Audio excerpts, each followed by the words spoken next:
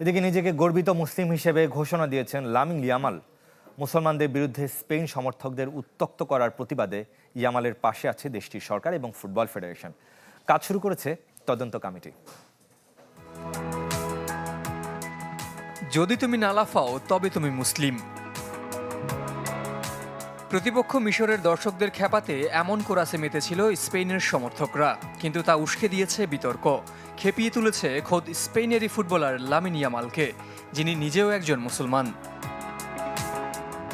মঙ্গলবার কর্নিয়ার মাঠে থেকে সেই ঘটনার সাক্ষী লামিন। তাৎক্ষণিক প্রতিক্রিয়া না দেখালেও পরে নিজের ইনস্টাগ্রামে স্পষ্ট করে জানিয়ে দিয়েছেন মুসলিম হিসেবে তিনি গর্বিত। আরেক স্ট্যাটাসে নিন্দা জানান সেই সব বর্ণবাদী সমর্থকদের। জানি এটা আমাকে নয়, প্রতিপক্ষ দলকে উদ্দেশ্য করে বলা হয়েছে, কিন্তু একজন মুসলমান হিসেবে এটা আমার জন্য অসম্মানজনক ও অগ্রহণযোগ্য। স্টেডিয়ামে ধর্মকে নিয়ে ঠাট্টা করা আপনাকে অজ্ঞ ও বর্ণবাদী হিসেবে উপস্থাপন করে। বিষয়টা ভালোভাবে নেয়নি রয়্যাল স্প্যানিশ ফুটবল ফেডারেশন ও দেশটির সরকার। এরই মধ্যে তদন্তে নেমেছে পুলিশ। হুঁশিয়ারি দিয়েছেন প্রধানমন্ত্রী পেদ্রো সানচেজ।